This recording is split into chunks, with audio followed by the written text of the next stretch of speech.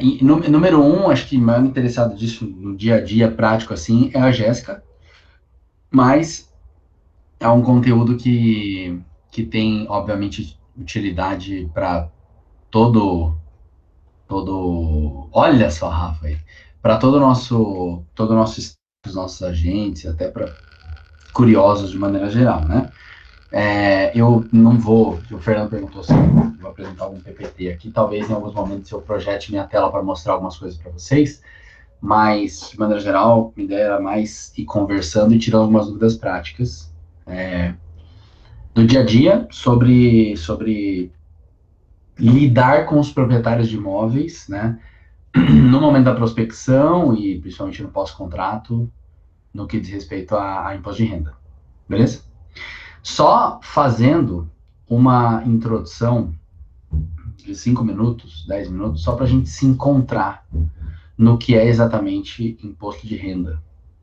Porque às vezes a gente acha que tipo, tem uma boa noção do que isso significa, mas na verdade a definição de imposto e quem recolhe ele é algo que às vezes nos ajuda a resolver alguns problemas, né?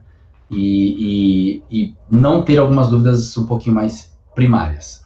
Então, assim, fazendo um catado histórico bem rápido, assim, o Brasil é uma federação, né? É República Federativa do Brasil. E uma federação é um estilo de organização estatal, e a gente chama uma república, né? Mas é um tipo de organização estatal onde você tem diferentes entes federativos que não tem nenhuma relação de hierarquia entre eles. Então, municípios, estados e União. Não existe uma relação de hierarquia. Ninguém manda em ninguém. Ninguém é dono de ninguém. Então, o Dória não é chefe do... Não é o Covas, mas né, como que ele chama? Eu nem sei o nome do novo prefeito. Mas o Covas, ele não é chefe... o Dória, ele não é chefe do prefeito de São Paulo e o Bolsonaro não é chefe do Dória. Então, não existe essa relação de hierarquia. O que existem são diferentes entes da federação e cada um deles tem direitos e responsabilidades. E essa relação de direitos e responsabilidades entre os entes é estabelecido em um contrato. Então, existe um contrato entre os municípios, são 5 mil e poucos municípios no Brasil, são 26 estados e o Distrito Federal, e você tem a União. Então, existe um contrato entre eles, que define quais são os direitos e as responsabilidades de cada um dentre eles. Esse contrato, alguém sabe o nome, não? Alguém chuta qual que é o nome desse contrato? Constituição. Já ouviu falar? A Constituição da República tem algumas funções, e talvez a maior função da Constituição da República, além de delimitar quais são os direitos fundamentais da população, que são direitos fundamentais de nós, entre nós, e também de nós perante o Estado, na verdade, definir quais são as diferentes responsabilidades e os diferentes direitos de cada um dos três entes federativos. A Constituição ela serve para isso, dentre outras serventias. É claro que você tem um monte de legislação acessória que acaba por regular e detalhar um pouco mais isso, mas, em essência, lá vai estar escrito, então, eu falei quais são os direitos e responsabilidades, né?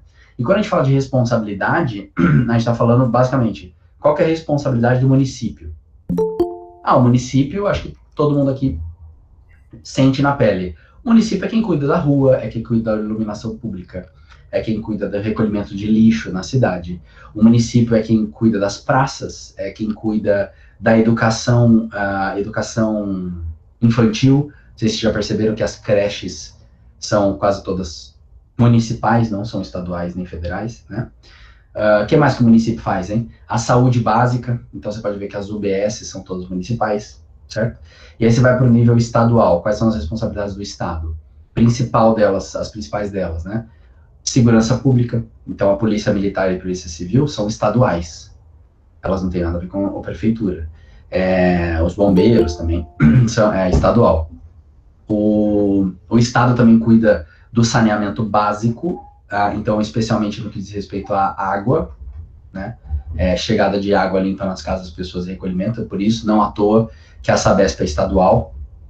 O que mais que é estadual aí? Qual a responsabilidade? O ensino médio. Podem ver que quase todas as escolas públicas de ensino médio são estaduais, não são municipais. A saúde de alta complexidade. Então, você pode ver que os hospitais públicos de alta complexidade, tipo milho-ribas, coisa de câncer, não sei o que, esses grandes de alta complexidade, geralmente, muitos deles são estaduais, tá? O ensino público universitário tem uma responsabilidade concorrente entre Estado e União. Todos podem, na verdade, mas a maioria das universidades públicas ou são estaduais ou são federais. E quando você vai para a escala federal, você tem responsabilidades, por exemplo, de guarda de fronteira, proteção marítima, proteção do ar, representação diplomática, importação e exportação, decisões de política macroeconômica, enfim, né, exército, e também entra responsabilidades concorrentes. Quando eu falo concorrente, é junto, né, não é que é um contra o outro, mas ele assim como o Estado, ele também tem responsabilidade em cima de educação pública, principalmente a educação pública de ensino superior. Então, obviamente, você tem esse contrato que difere, que faz uma diferenciação das responsabilidades de um e responsabilidade do outro. Só que aí a gente entra no outro lado da moeda, que são os direitos. Então, a Constituição serve para estabelecer quais as responsabilidades e os direitos desses entes federativos. E, gente, qual que é o direito que um ente estatal tem? Tipo, como assim? Que direito que o município tem? Que direito que o Estado tem? E que direito que a União tem? Qual que é o principal direito que eles têm? A Sabrina não pode responder. Nem a Paloma. Nem o Almeres. Nem a Rosana. O principal direito é o direito a cobrar impostos. Olha que legal, né? Porque como que você faz as coisas sem ter dinheiro? Ninguém faz nada sem ter dinheiro, certo? E aí, impostos são algumas diferentes coisas. Desculpa, cobrar tributos, beleza? E tributos são algumas diferentes coisas. E um dos possíveis tributos são os impostos. Você tem 4 diferentes tributos: impostos, taxas, contribuições de melhoria, ou uma última lá que eu não lembro qual que é aqui, daqui a pouco a Sabrina vai falar pra gente. Mas a diferença principal entre imposto e taxa, e já começa um ponto importante de entender, que parece não ter nada a ver com o que a gente vai falar aqui, mas é muito importante. A diferença entre imposto e taxa. Os dois são tributos. Só que existe uma diferença. O imposto, você paga para ser feliz. Você paga porque você se enquadrou numa regra de que ou você tem alguma coisa, ou você fez alguma coisa, e por isso você tem que pagar. Beleza? E o que o governo vai fazer com aquele dinheiro não interessa. O imposto é isso que configura o imposto. A taxa, diferente disso, ela tem uma coisa que a gente chama de contraprestação específica. Ou seja, você paga a taxa especificamente para o governo te fazer alguma coisa. Então, quando você paga o IPTU, Imposto Predial Territorial e Urbano, é um imposto. Você paga para a prefeitura fazer alguma coisa específica para você? Não. Você paga e esse dinheiro entra no caixa da prefeitura e a prefeitura vai fazer o que com isso? Pagar os funcionários, pagar a Guarda Civil Metropolitana, pagar o OBS, pagar, entendeu? Pagar a iluminação pública, ajudar no asfaltamento das ruas e tal. Agora, se você chega na prefeitura, pega um projeto de arquitetura e dá entrada lá e fala, eu quero construir esse projeto, prefeitura, você pode, por favor, analisar e ver se você aprova? Você tem que pagar um boletinho, certo? Isso não é um imposto, isso é uma taxa. E por quê? Porque você está pagando especificamente para a prefeitura te prestar um serviço específico, que é, analise essa planta para mim e veja se está tudo bem. Entenderam a diferença de uma coisa para outra? E é importante saber essa diferença porque a ignorância, ela precisa ser combatida com conhecimento. E o que acontece muitas vezes quando a gente fala com as pessoas em geral, e até com os proprietários de imóvel, é que a pessoa começa, por exemplo, você vai falar de IPTU para ela fica indignada de que ela tem que pagar o IPTU, porque a rua dela tem um buraco. Entende? Ou seja, ela confunde o conceito de imposto com taxa. Porque você não paga IPTU para que a rua não tenha buraco. a rua ter buraco é um problema da prefeitura? Sim. Indiretamente tem um pouco de sentido nessa revolta? Até tem. Mas o que vem na cabeça da pessoa é que se ela paga IPVA, ela deveria ter a estrada funcionando, você entende? Eu pago IPVA para quê? Se eu pego a estrada tá cheia de buraco. IPVA é um imposto da propriedade veicular autônoma, automotiva, sei lá. Então, se é um imposto, você não paga para que a estrada não tenha buraco. Você paga o IPVA para o governo estadual, porque o IPVA é estadual, para quê? Para pagar a polícia militar, polícia civil, para pagar a USP, para pagar o Unesp, para pagar a Unicamp, entendeu? Para pagar despesas que o governo estadual tem de maneira geral. Não tem associação, não tem uma contraprestação específica. Essa é a confusão que as pessoas fazem entre imposto e taxa. Beleza, é isso? Obviamente, você não vai na frente do cliente ficar dando uma aula para ele de direito tributário ou direito constitucional, e aí, porque o cara não vai entender porra nenhuma.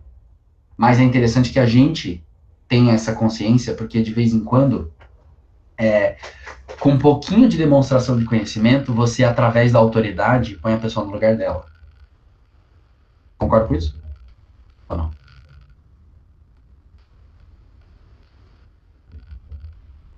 Fala comigo, Sabrina. Fala comigo. É sua primeira semana. Você tá bem? Tá bem? Tá bom. Então, tá bem. Olha só. Sorridente, isso aí, tá vendo? Já ganhou da Jéssica, já. Jéssica daqui a pouco começa a xingar a gente, tá? Tá tranquilo. Gente, aí... Só pra pular essa página e entrar no assunto aqui do treinamento específico, eu falei que ia falar durante uns 5, 10 minutos só sobre essa parte mais geralzona. Para vocês saberem, quais são os impostos municipais? Municipais. Quem me fala? Vocês sabem que município é prefeitura, né? Vamos lá, né? Impostos municipais. Quem me fala? Imposto. Que imposto que as pessoas pagam para o município? PTU. ITBI. E tem mais um. Falta o principal. 80% da arrecadação da prefeitura vem de qual imposto? Não. Isso, ISS. Imposto sobre Serviço. 80% da arrecadação do município do tipo São Paulo vem do ISS ou mais. Então, Imposto sobre Serviço, de qualquer natureza, é o nome do imposto, né, o nome científico. O Imposto da Propriedade Territorial Predial e Territorial Urbana, que é o IPTU, e o ITBI, que é o Imposto de Transmissão de Bens Imóveis Intervivos, que é o imposto que se paga quando você transfere um bem imóvel de uma pessoa para outra. Esses 3 são os impostos municipais. E o estadual? Quais são os 3? Eu falei um agora há pouco? Fala aí. Estadual. Falem para mim, pelo amor de Deus. IPVA, isso, IPVA. Imposto da Propriedade Veicular Autônoma. Vocês sabiam que IPVA só vale para carro? Se você tiver um avião, você não paga IPVA. Um helicóptero, você não paga IPVA. Ou seja, parem de ser pobres, certo? Pobre só se fode, mano. Se a gente tivesse um helicóptero, a gente não pagaria IPVA. Né? Então você reclama do IPVA, por que você reclama do IPVA? Porque você não tem helicóptero. Você fica tendo um carro. Entendeu? Um dia que a gente tiver um helicóptero, a gente vai esfregar na cara da sociedade isso aí. Essa discussão foi inclusive com o STF uma vez, e o STF falou que, infelizmente, princípio da legalidade, não pode cobrar IPVA de helicópteros, aviões, etc. ICMS, sim, ICMS é o principal tributo estadual, depende do estado, mas no estado de São Paulo, mais de 75% da arrecadação do governo estadual vem do ICMS, que é o Imposto sobre Circulação de Mercadorias e Serviços. E tem o último, que é o ITCMD, que a Paloma já tinha falado, Imposto de Transmissão Causa Morte e Doação, que é o imposto que se paga quando você transfere um bem de um morto para um vivo. Ou doa-se, ou quando você doa um bem. É o imposto do inventário, tá? Grosso modo. E federal? Então são 3 municipais, 3 estaduais. Eu tô falando só de imposto, tô falando de taxa, hein? E federal?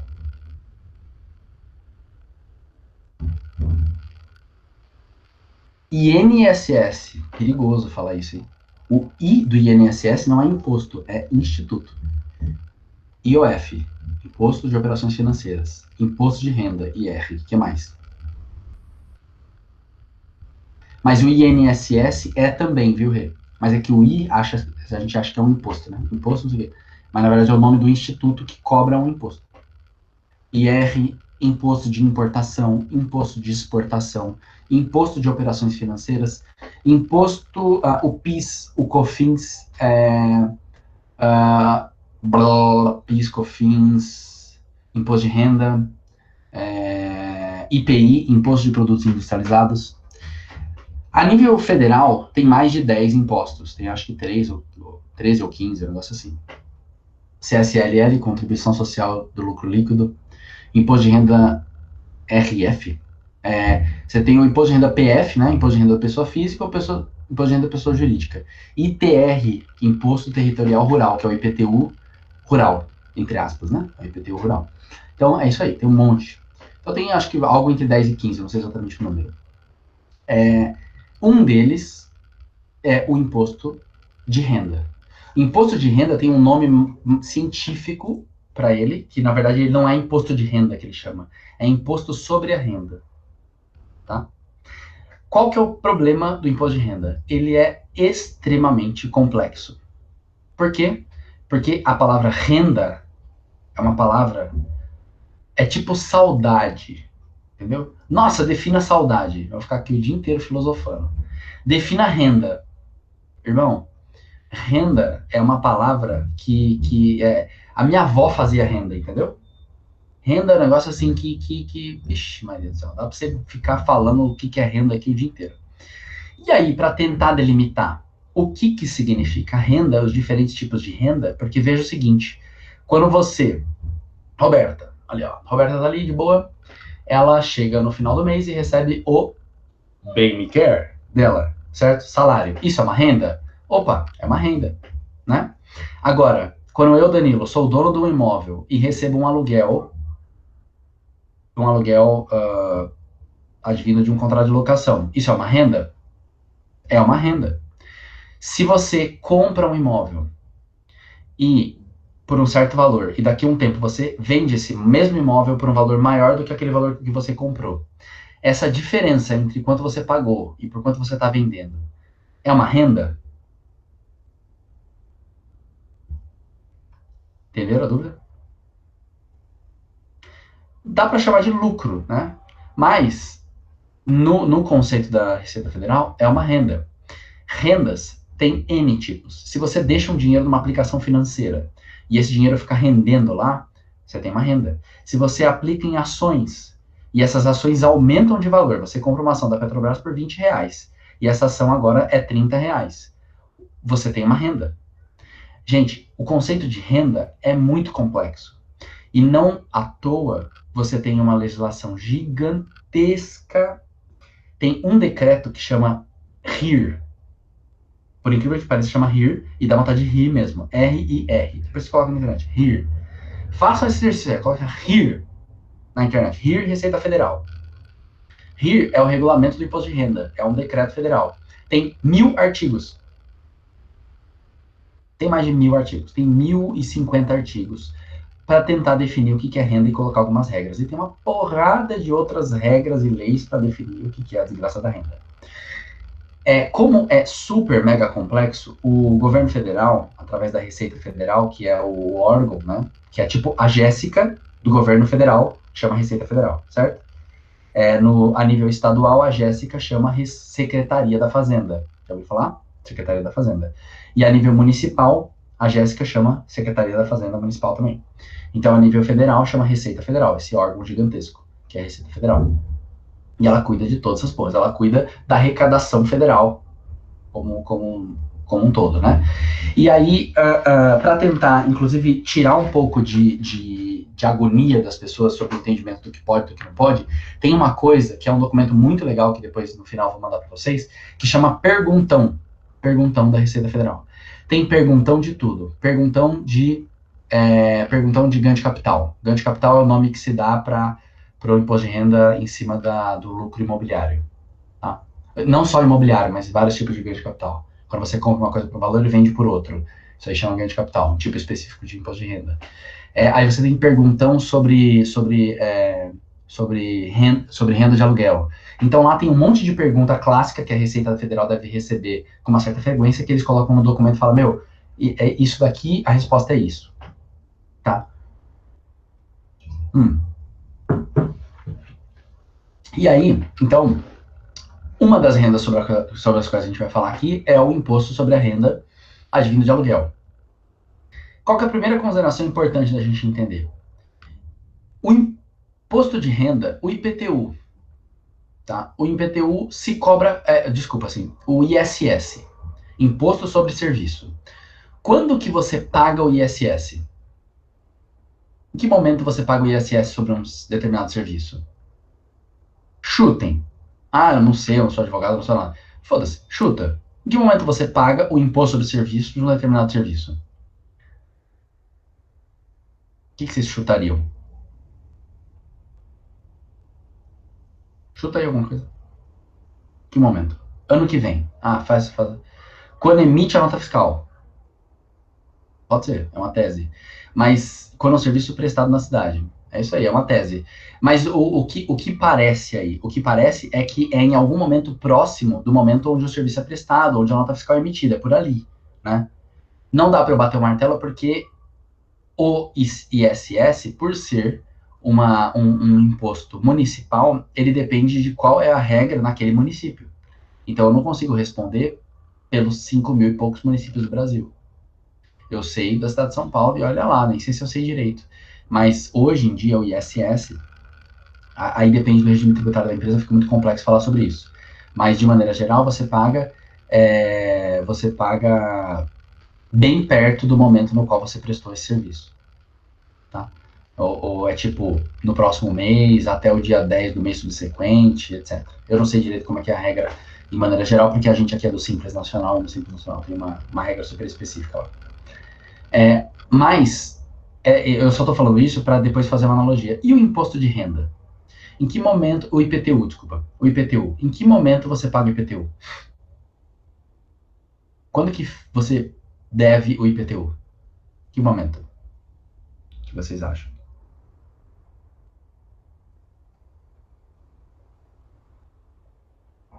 Em 17 de outubro do ano. Não. O IPTU, ele é um imposto que você deve ele para a prefeitura no momento que a prefeitura faz a emissão da notificação de lançamento. Mas a prefeitura demora um pouco para fazer a notificação de lançamento. De São Paulo, pelo menos. Ela geralmente faz isso no final de janeiro. Então, nesse momento, você fica sabendo quanto você deve. Mas o IPTU é um imposto anual. Isso quer dizer que você deve o IPTU no dia 1º de janeiro do ano. Você deve, mas você não sabe o valor ainda. E você não sabe... E eu nem estou falando sobre forma de pagamento. Estou falando que você deve. À medida que eles fazem o lançamento, a notificação de lançamento, eles emitem isso no final de janeiro, você sabe o valor que você deve. E aí a Prefeitura de São Paulo nos dá essa mamata de poder pagar o IPTU em 10 vezes. O que não precisava ser assim. Ela poderia cobrar à vista se ela quisesse, ela poderia cobrar em 6 vezes, em 12 vezes, ou assim vai. Mas a Prefeitura de São Paulo se utiliza dessa regra de cobrar em 10 vezes, tá bom? E aí cada prefeitura funciona de um jeito. Guarulhos é 6 vezes, tem prefeitura que é em 12, e aí vai. E o imposto de renda? E aí que tá, aí voltando pro nosso aqui. O imposto de renda é um imposto também anual. Beleza? Então o imposto de renda, como que funciona hoje no Brasil? Você vai tendo rendas ao longo do ano e lá no ano que vem você vai fazer a sua declaração de imposto de renda referente aos recebimentos do ano anterior, e em função dessa declaração que você fizer, você vai pagar o imposto. Ou seja, você paga o imposto de renda, efetivamente, lá em abril, maio do ano subsequente ao ano no qual você teve as rendas. Então, você vai tendo renda ao longo de 2021, você vai pagar esse imposto referente às rendas suas de 2021 lá em maio, junho, sei lá que data que eles vão ter, para pagar o imposto em 2022. Entende isso? Beleza? Fechou? Só que qual que é o detalhe? O detalhe é que tem várias regrinhas que nos obrigam a já ir adiantando o pagamento do imposto de renda. Você já. Aí depende de várias coisas. Ele já vai exigindo que você adiante o pagamento, para não deixar para pagar tudo de uma vez. Entende isso? Então, isso é uma coisa típica do salário, por exemplo. Quando você tem um salário e esse salário está acima do piso de contribuição do imposto de renda, você não fica recebendo o salário o ano inteiro, 2021 inteiro, para chegar lá em maio de 2022, declarar para o governo ó, quanto você recebeu de salário e aí pagar o imposto de renda numa paulada só. O que eles exigem que se faça? Que você vá pagando um pouquinho, o pedaço desse imposto de renda ao longo do recebimento, e aí, entende isso? Entenderam? Tá? E aí, geralmente, aí depende, tem vários casos, tem casos onde exige-se que a retenção seja na fonte, isso quer dizer o quê? A pessoa, a fonte que está pagando você daquele valor, se torna responsável por reter um pedaço daquilo a título de imposto e já pagar para o governo. Esse é o caso do salário. Então, se eu vou pagar um salário de 15 mil reais para a Paloma, que é o salário dela hoje em dia, o governo me exige fazer o quê? Não pagar 15 mil para ela, pagar 13 mil para ela e 2 mil já recolher a título de imposto de renda dela. Ela que está pagando, mas o governo coloca na minha bundinha aqui, empresa, de ter esse trabalho de, ao invés de dar tudo para ela devolver para o governo uma parte, eu mesmo já tenho que fazer isso aqui. Só que é a Paloma que efetivamente está pagando 2 mil por mês, 2 mil por mês, 2 mil por mês. Quando chegar no final do ano, quanto a Paloma pagou de imposto de renda? 24 mil. E quanto ela recebeu de renda? 15 mil vezes 12, que dão os famosos, não sei, que eu não sei fazer conta assim rápido assim, de 180 mil, certo? E aí, o que vai acontecer lá na declaração de imposto de renda que ela vai fazer em maio do ano que vem? Ela vai falar, eu tive uma renda de 180 mil. Quem me pagou essa renda? A empresa tal. Imposto de renda devido em função desta renda de 180 mil. Quanto é? Aí o governo vai fazer lá a conta dele lá. Então você deve 33 mil reais de imposto de renda. E a Paloma fala, opa, peraí, mas ao longo do ano eu já paguei 24. E é por isso que lá quando você faz a declaração de imposto de renda, você pode ter um valor ainda devido. Então, neste caso, a Paloma teria um boletim lá para pagar de 7 pau. 7? Você conta certo aqui? Que é a diferença entre quanto ela deve efetivamente pagar, considerando uma renda de 180, porque o que importa é a renda anual, e quanto ela foi pagando ao longo do tempo. E o contrário também pode acontecer. Ela pode chegar lá na declaração de ajuste anual, e é por isso que a declaração de imposto de renda, ela chama declaração de ajuste anual.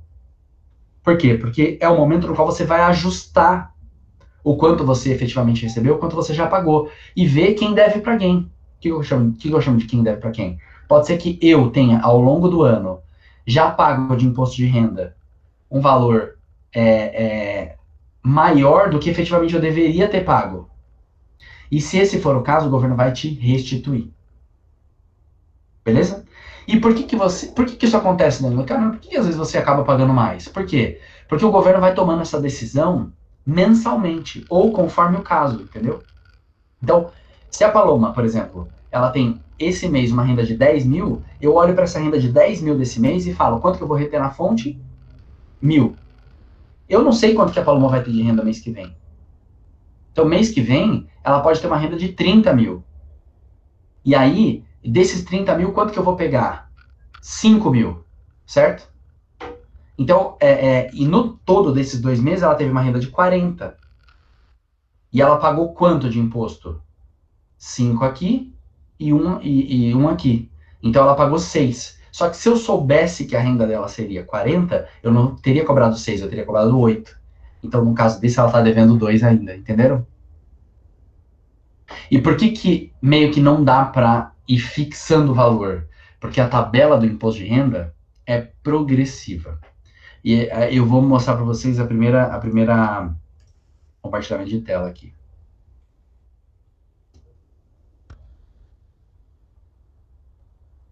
Gente, antes disso, deixa eu não compartilhar a tela. Eu tô falando há 30 minutos. Quem não entendeu nada do que aconteceu até agora, levanta a mão. Nada, não tô entendendo nada. Você falar ou você vomitar na minha cara tá dando a mesma. Quem tá conseguindo acompanhar, levanta a outra mão. Tá conseguindo acompanhar. Legal, tá num nível bom. Ah, beleza. Aí. Olha a Cida que falsa, tá falando no celular, fazendo outra coisa e fala que tá conseguindo acompanhar. Oh, não engano não. Tá achando que... Então vamos lá. Pau. Olha aí, eu olhando no Google Trends. Vocês conhecem esse site aqui, gente? Google Trends? Google Tendências. Top site, viu? É para você saber quantas vezes uma determinada palavra é procurada no Google e comparar com outra palavra. Então, por exemplo, ó, eu quero saber quantas vezes a palavra Bolsonaro é procurada no Google em comparação com Lula. E ver isso num gráfico. Olha só. Tá vendo? Aí você vê, tipo, aí você consegue fazer comparação de tendências de pesquisas. Dá para fazer segmentação por estado, por tempo. É muito louco isso aqui. Então, tipo assim, o Google ele representa as tendências de tudo. Né? Então é o seguinte, tabela progressiva IR 2021. O que significa uma tabela progressiva? Aí que tá. Significa isso aqui. Cadê? Como que eu... Vocês não odeiam essas coisas de aceita os cookies? Eu sempre aceito tudo. Tipo, tinha que ter um botão falar sempre aceitar. Aceito tudo esses cookies. Ixi, pode gravar o que eu tô fazendo, não tem problema. Não tô roubando ninguém. Vai embora. Né? Aqui. Tabela progressiva. O que é a tabela progressiva? Eu vou olhar essa aqui de baixo, tá? Que é anual. A tabela progressiva ó, é uma tabela que define quanto de alíquota de imposto de renda você tem que pagar em função da faixa anual aqui. Em função da faixa de renda que você teve. Como assim? Se eu tiver uma renda de 20 mil reais ao longo do ano, quanto de alíquota eu tenho para pagar de imposto de renda? Por favor, falem, porque eu não consigo... Eu não estou mais vendo a tela de vocês. Falem aí. 20 mil reais, olha a minha tabela. Isento. Estou isento, certo? Beleza. Agora, se eu tiver uma renda de 23 mil reais, 23 mil reais, quanto que eu pago, qual que é a alíquota que se aplica em cima dos 23 mil reais? 23, olha a faixa ali. Olha a tabela. 7,5. 7,5, certo? Não.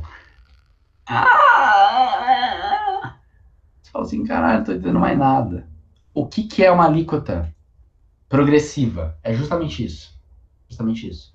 A alíquota progressiva não significa você pegar a renda, jogar na tabela e ver qual que é a alíquota. Significa você pegar o valor e ver quanto daquele valor está na primeira faixa.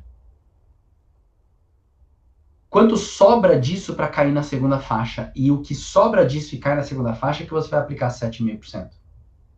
Então, se a primeira faixa vai até 22 mil reais e eu tive uma renda de 23 mil reais, os primeiros 22 mil reais dos meus 23 são isentos. Eu só aplico 7,5% de alíquota em cima dos R$ 1.000, que é o que caiu na segunda faixa. Entenderam isso? Quem entendeu faz assim. Aí, garoto. Só o Yuji entendeu. E, vocês entenderam o fundo do coração? Sim? Falei uma vez só, não vou repetir não, tá? Quem não entendeu agora, já era. Tô brincando. Fala mais uma vez. Eu vou voltar aqui na tabela, vocês devem estar vendo de novo, e eu vou fazer uma brincadeira como se eu tivesse, então, recebido 40 mil reais de renda ao longo de 2021. Se eu recebi 40 mil reais de renda ao longo de 2021, quanto eu pago de imposto de renda? Gente, desses 40 mil, quanto que morrem na primeira faixa? 22.847. Entenderam? Sobra quanto? Vocês estão vendo minha calculadora aqui, não? Aparece pra vocês? Parece. Aparece? Ó, 45 menos. Quanto que morreu na primeira faixa? 22.847,76. Sobrou 22.152,24. Nossa, Danilo, que legal. Quanto que morre nessa segunda faixa? Morre uns 11 mil reais aqui, mais ou menos. Vocês conseguem ver que é a diferença entre o piso e o teto da faixa? Eu vou arredondar para 11 mil. Eu não quero fazer essa conta aqui que eu tô preguiça. Então, 22.847 mil reais, os primeiros 22.800 reais estão isentos. Depois disso, os próximos 11 mil reais são tributados em uma alíquota de 7,5%. O que sobra para chegar nos 40 mil? Né? 40 mil. Eu fiz com 45 a conta, né? O que sobra para chegar nos 40 mil? Uns 6 mil reais e pouco. Aí, sobre 6 mil reais e pouco, aplica-se a faixa de 15%. Entenderam como que funciona? Tabela progressiva de imposto? Tabela progressiva de imposto, você precisa entender. Porque não é um negócio, não é um negócio da Jéssica que trabalha com financeiro, não é uma coisa do agente imobiliário que trabalha prospectando locação. Tabela progressiva de imposto é uma coisa que todo cidadão brasileiro precisaria entender. Mas quem disse que a escola ensina algumas coisas? E essa daí é fundamental, porque isso faz parte da vida. Por quê? Porque um dia a renda de todo mundo aqui vai ser gigantesca, digam amém. Agora, quem não fala amém, nunca vai pagar 27,5%. Amém. Quem aqui quer pagar 27,5% de imposto todo ano? Levanta a mão. Eu. Amém. Quanto mais imposto você paga, mais dinheiro você ganha, você tá entendendo? Eu não gosto de pagar imposto. Se você gosta de pagar imposto, eu duvido que o Silvio Santos reclama de pagar imposto, entendeu? Você gosta de pagar imposto porque você não ganha dinheiro. Então vamos, né? Vamos lá. Então, só que essa conta é um pouco chata de fazer, vocês concordam? Porra, mano, mas tem que ficar fazendo uma continha, né? Pegar um papel, pegar um Excel, ficar fazendo conta. E aí tem um jeito mais fácil de fazer essa conta. Que é o quê? Como a gente já sabe de antemão qual que é a faixa de isenção, na segunda faixa qual que é o valor piso, o valor teto, da terceira faixa também, tem um jeito prático e fácil de fazer.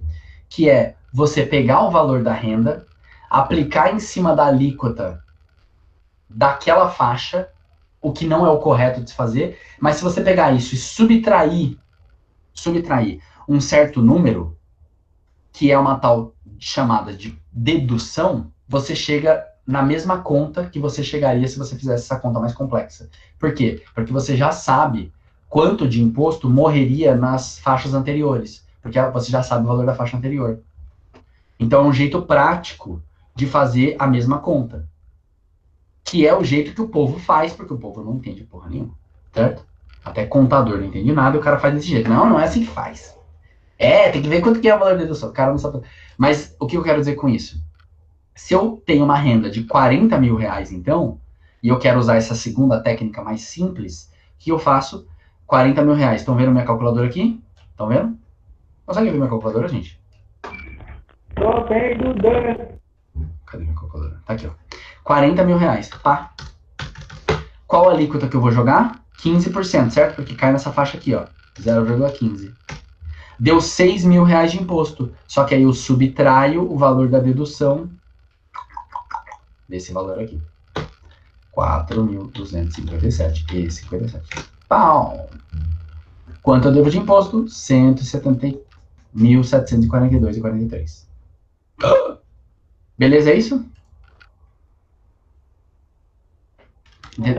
Entendeu? É um jeito mais fácil de fazer a mesma conta. É utilizar a dedução. Então eu vou dar outro exemplo. Perdi a tabela. Cadê a tabela? Jesus. Ai, meu Deus, nada aqui. Perdi a tabela. Aqui. Ó. Vamos supor... Deixa eu ver quem que tá aqui na reunião aqui. O Abdala. O Abdala é um cara já fodido, né?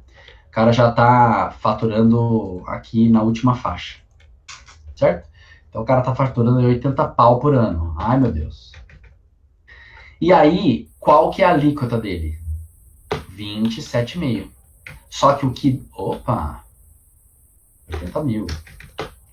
27,5%. Então ele teria que pagar 22 mil reais de imposto neste ano. Só que você subtrai É essa parcela de dedução aqui, ó. 10.432. Então, quanto que o Abdala tem que efetivamente pagar de imposto neste ano, no qual ele faturou 80 mil reais, 11.567. Eu estou falando números anuais, tá entendendo? Anuais. Estou falando de número mensal. Dá para fazer essa conta, dividir por 12 e fazer mensal. Entenderam até aqui o que está acontecendo? Qual que começa a ser um pouco do problema? Renda tem diferentes fontes. Você pode ter renda da sua aposentadoria. Você pode ter renda de aluguéis. Você pode ter renda de salário. Você pode ter renda da puta que o pariu. Você só consegue saber qual que é efetivamente a renda total do cara no ano se você tiver informação sobre todas as desgraças das rendas dele. Anualmente. Não adianta olhar só junho, olhar só agosto. Você tem que saber o ano inteiro, olhar todas as fontes de renda para jogar nessa tabela desgraçada e saber quanto que ele deve de imposto de renda, jogar a alíquota, substituir o valor de dedução e ver quanto que ele deve de renda, o Abdala. 11.500 e pouco. Tá bom, Abdala. Quanto que você pagou efetivamente de imposto ao longo do ano? 0. Então, quanto que você deve? 11.500 e pouco. Agora, se o Abdala mostrar quanto de fato você pagou de imposto de renda ao longo do ano. Pô, eu fui recolhendo umas DARFzinhas ao longo do ano, já paguei 8 mil e pouco adiantado. Pô, legal. Então você deve só 3 mil e tanto de diferença, entendeu? Ou, eu paguei ao longo do ano 15 mil de imposto de renda. Fui recolhendo umas DARFs. Então, ele prova isso para a Receita vai restituir para ele esses 4 mil de diferença. Entenderam isso? E aí, quando a gente entra no aspecto do aluguel, começa a gerar um problema. Por quê? Porque... Beleza, gente? Vocês estão entendendo isso, por enquanto? Tá. Deixa eu até fazer um comentário antes de entrar agora na matemática do imposto sobre o aluguel.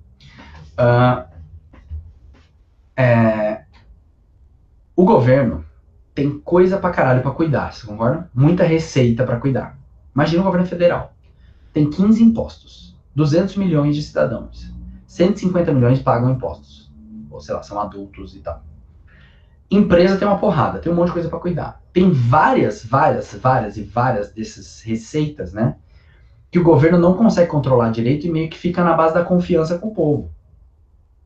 Porque se o Anderson, por exemplo, não declarar para o governo que ele recebeu um determinado valor de comissão ao longo do ano, o governo vai descobrir como. Concorda? Então tem muito... Nossa, gente, tem uma galera ali. Que é isso? Olha lá. Olha a caravana. É tipo essa caravana lá do Silvio Santos. Caravana de Maringá ali, ó. Raquel Pena. Tudo bem com vocês aí? Vocês são de onde, hein?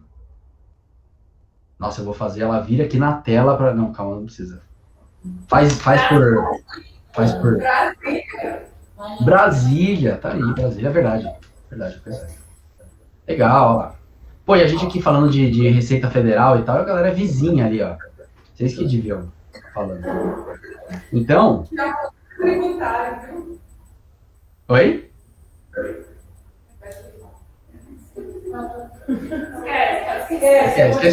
Esquece tudo.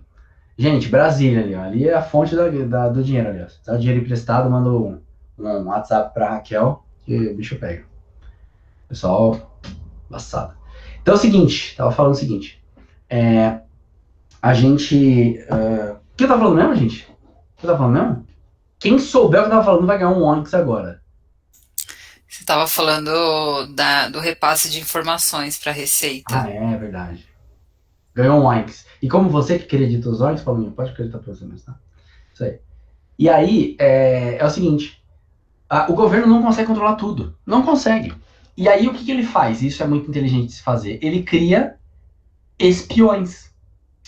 Ele faz o quê? Ele coloca na bunda... Puta, desculpa. É que eu achei que tava só o nosso grupo. Ô, pessoal de Brasília. Aqui, entendeu? O pessoal não é muito educado, não, tá? Então, assim, foi mal. O pessoal fala um monte de cagada aqui. Ele coloca na bunda de um monte de gente que não tem nada a ver com a parada a responsabilidade, não é o pedido de favor, a responsabilidade por dedar para ele coisas que vão o ajudar a fechar o cerco, entendeu? E achar pessoas que estão tentando sonegar impostos. Quem que tem essa responsabilidade? Um monte de gente. Bancos. Tudo que acontece no banco, o governo fica sabendo. Certo? Tudo. Depois de um determinado valor. Antigamente era de 10 mil, depois foi para 5. Hoje em dia, qualquer movimentação financeira acima de 500 reais, o banco é obrigado a informar para a Receita Federal. Que mais? Cartórios. O cartório tabelião de notas, quando faz uma escritura de compra e venda. O cartório é obrigado a fazer um negócio chamado DOI, porque dói mesmo. Declaração de Operação Imobiliária. Então ele informa necessariamente o governo federal de que a pessoa tal de CPF tal vendeu um imóvel descrito como tanto por tal valor da data de tal para a pessoa de nome tal CPF tal. Fica mandando isso, entendeu? Quem mais que informa coisas pro governo? Falem aí. Dedos duros, espiões. As imobiliárias, né?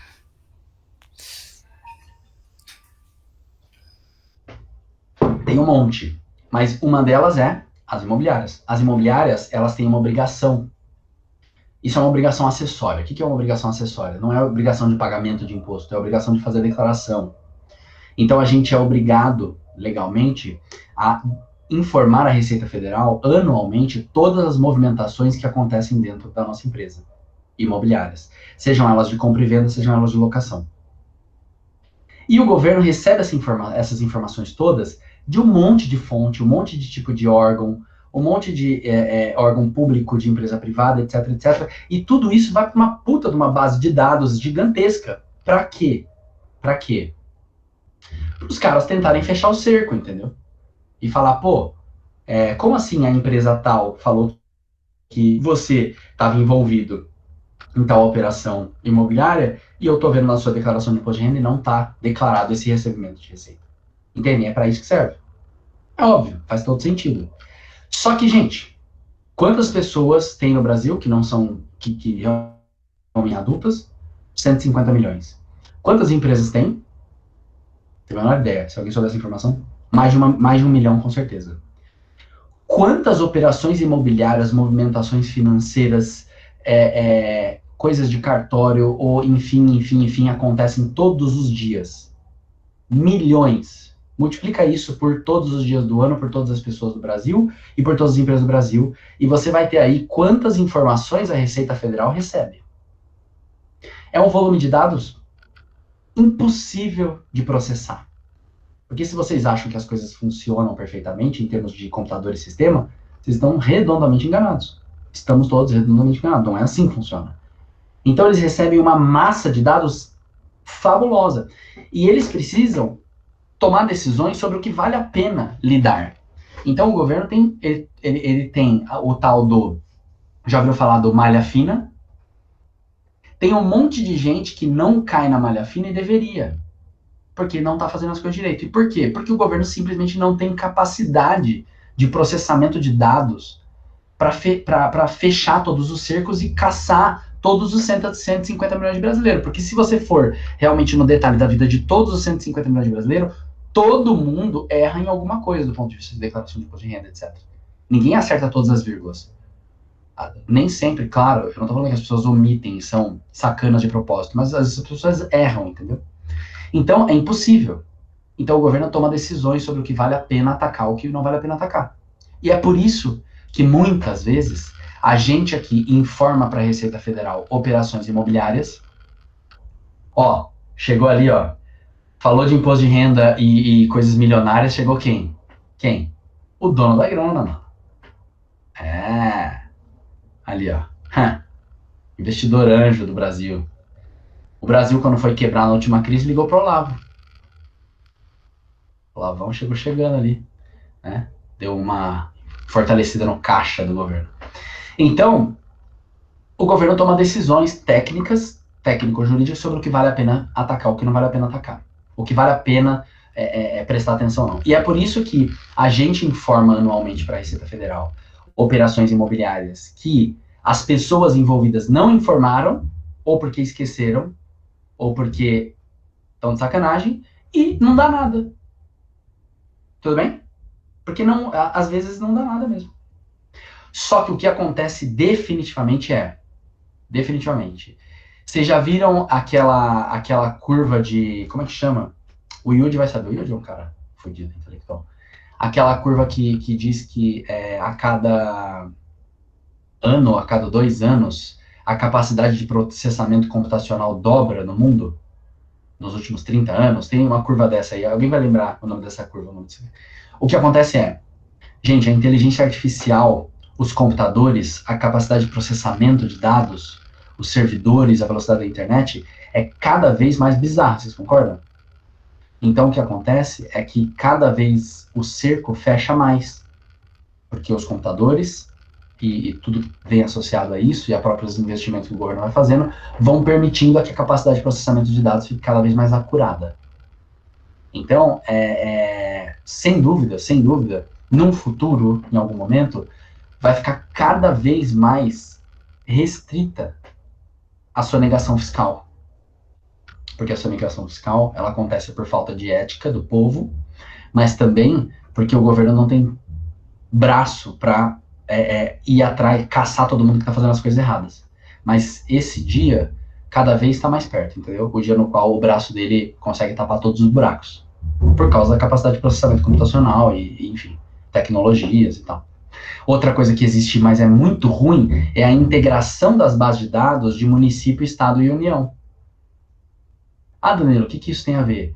Gente, se você é uma empresa que paga ISS, eu prestei um serviço, logo eu paguei ISS, certo? Se eu prestei um serviço e paguei ISS, eu tive uma renda. Se eu tive uma renda, eu tenho que pagar imposto de renda. Só que uma coisa para o município, outra coisa para a União. Aí você paga ISS para a prefeitura e você não paga imposto de renda para a União. Você concorda que os dois poderiam se conversar? Tipo, a base de dados poderia ter um pouco mais de integração, um pouco mais de inteligência, e o governo vir em você e falar assim, irmão, como assim você emitiu uma nota fiscal aí na sua prefeitura, pagou ISS e eu não achei na sua declaração de imposto de renda nenhum imposto sobre renda que parece ter a ver com essa nota fiscal. Isso acontece na prática? Eu estou sendo bastante simplista, mas passa muita coisa desapercebida. Justamente porque os bancos de dados não estão integrados, a capacidade de processamento não é tão ilimitada assim. Beleza? Estão entendendo até aqui? Dando o próximo passo. Aí, voltando lá ao que eu falei sobre o fato de que, para saber o quanto que... Alguém levantou a mão aí?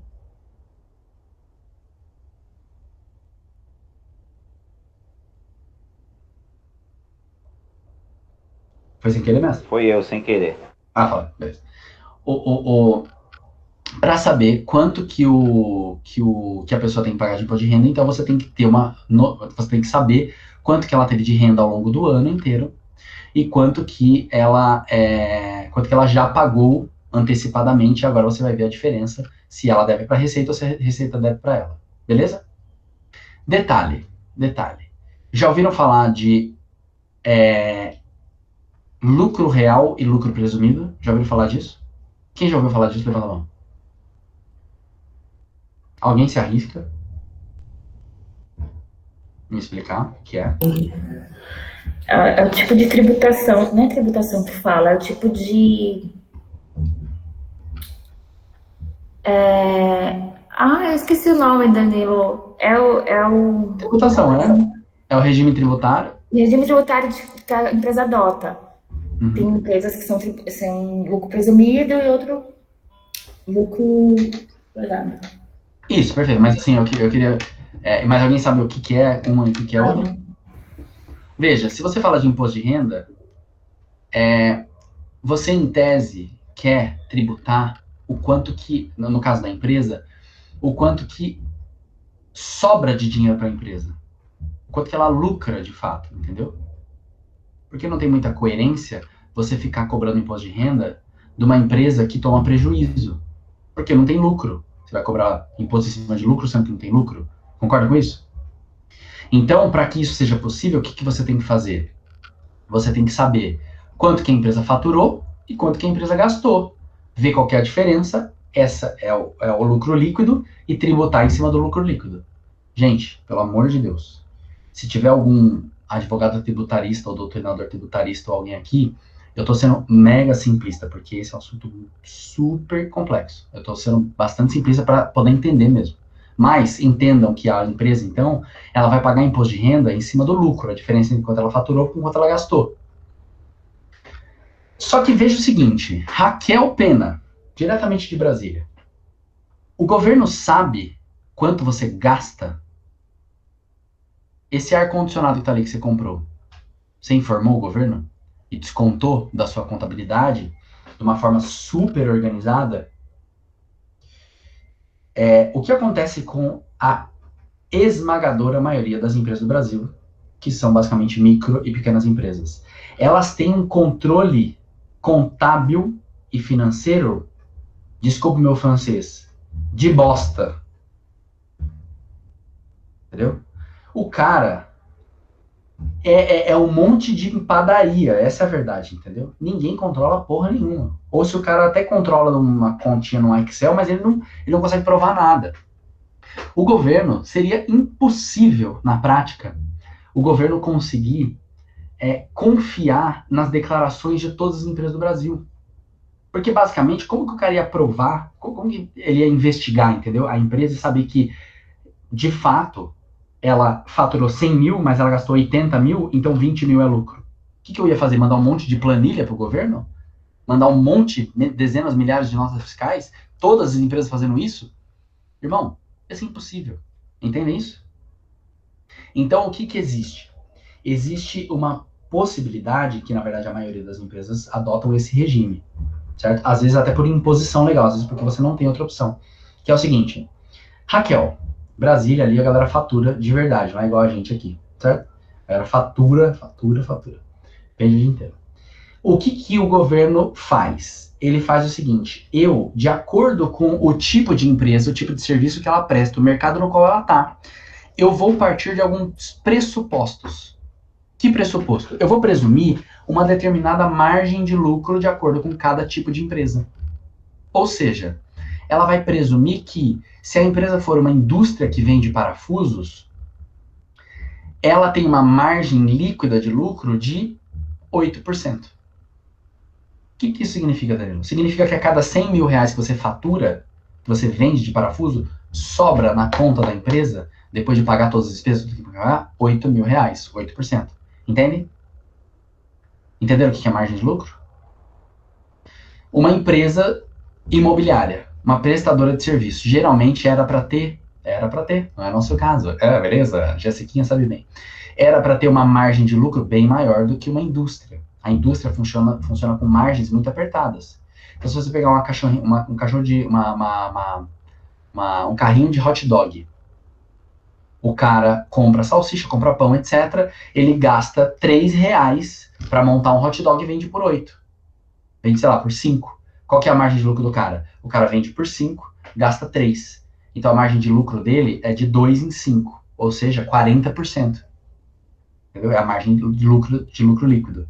Então, o que o governo faz? Ele tem uma puta de uma tabela mega complexa, super complexa, de presunção de margem de lucro de acordo com o tipo de empresa.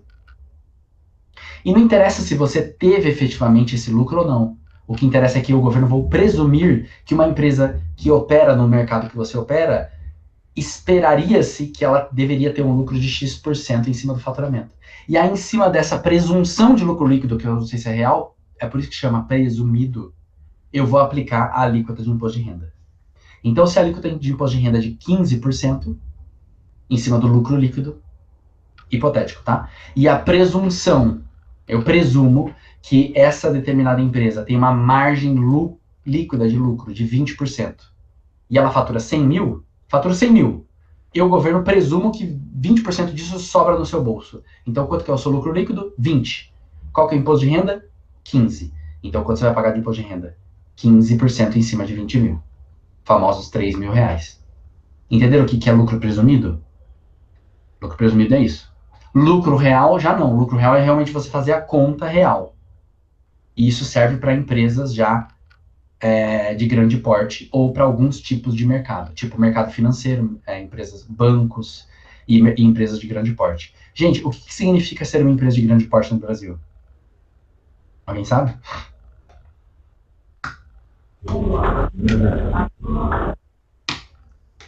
É um faturamento. É um valor de faturamento. Faturar acima de 78 milhões de reais por ano. Beleza? Alguém aqui fatura mais de 78 milhões de reais por ano? Levanta a mão. Então nenhum de nós aqui é uma empresa grande de porte. Chegaremos lá, diga amém. Amém. Jessiquinha, confio em você, hein? Você é a última esperança que eu tenho. O meu sonho é ser tributado pelo regime do lucro real. Ah, tô cansado de ser pobre, ser tributado no regime presumido, que é aquele pobre, certo? Então, mas é isso, já chegaremos lá. Entenderam? Só que agora a gente vai falar de pessoas. Quando a gente fala de pessoas, você pensa assim, porra, mas o que tem a ver no caso de uma pessoa física? Porque no caso de uma empresa, você tem um faturamento, você tem despesas, e aí sobra um lucro, aí você vai ver que tem lucro. No caso das pessoas, é mais ou menos parecido, só que no seguinte sentido, aí tem uma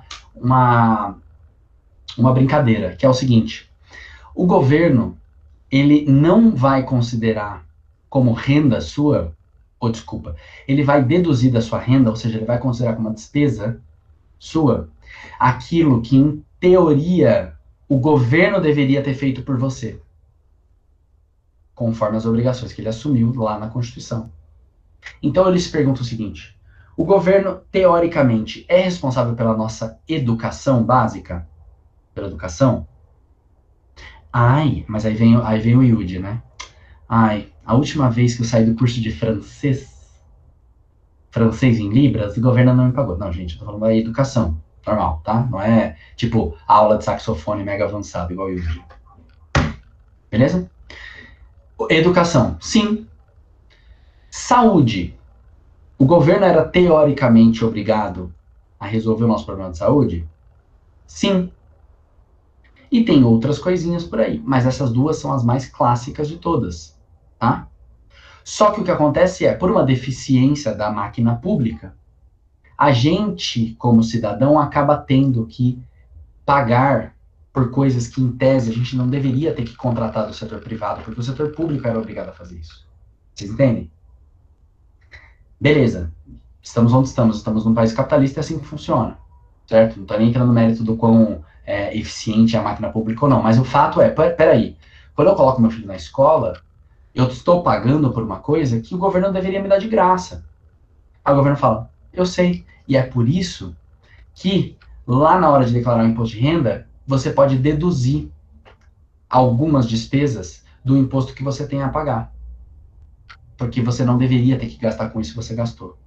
Entenderam isso? É como se, analogamente, fossem as despesas de uma empresa, mas a gente está falando de pessoa física. Mas não é qualquer tipo de empresa, ou de despesa da pessoa física. São despesas que a gente chama de dedutíveis, empresas que dá para deduzir do imposto de renda, porque você não deveria ter que pagar por aquilo. Só que, obviamente, tem 1 bilhão de regras, 1 bilhão de limitações. A limitação mais conhecida é a limitação em cima de educação. No caso de educação, você tem um limite de gasto, entendeu? Porque concordem comigo, o céu é o limite, vocês concordam? O céu é o limite, você pode gastar. Eu tava vendo, gente, tá todo mundo preparado aí? Todo mundo sentado? Eu tenho um amigo meu que estudou matemática na faculdade. Foi um amigo meu lá, estudou na Unicamp, cara, bem formado pra caralho e tal. E a mulher dele estudou letras. E os dois são professores de uma escola privada aqui em São Paulo. A escola chama Avenue. Já ouviu falar? Avenue? Os 2 filhos deles estudam nessa escola. Por causa que eles ganham bolsa, né? Por causa que os pais são professores lá. Vocês sabem quanto custa a anuidade das crianças? A criança tem 8 anos de idade. Chuta. Maicon, chuta. Você que é um cara bom de chute. A anuidade, a mensalidade do ano inteiro, né? São 15 mil, 20 mil. Por ano? Ano? Mais Não, disso? Não, cara, não. Pô, por mês não. O ano que do meu lado me assustou. 136 mil reais. Caralho, ano. O cara paga 12 pau por mês de mensalidade da escola da criança de 7 anos de idade. Irmão, ou seja, o céu é o limite, certo? E eles estudam, eles dão aula nessa escola e os filhos deles estudam lá de graça. Mas se tivesse que pagar, seria 12 pau por mês. A escola de uma criança. Você tem noção? Então, vocês concordam? O céu é o limite. Então não dá para o governo também não ter regra, porque se fosse assim, o bagulho fica louco, entendeu? Tipo, você não vai pagar imposto nunca, porque aí foda-se, jogo lá. Eu tenho dinheiro pra cacete, e quanto mais dinheiro você tem, menos imposto você paga. Porque você consegue deduzir. Só que isso funciona na educação e na saúde. Na saúde não tem limite. E vocês acham que gente gringa, os gringuíssimos da vida, pagam, rindo, uma cirurgia de 150 mil reais para tirar uma pedra no rim no sírio-libanês? Por quê? Porque não vai fazer diferença. Porque ele vai deduzir essa porra do imposto de renda. Entende isso?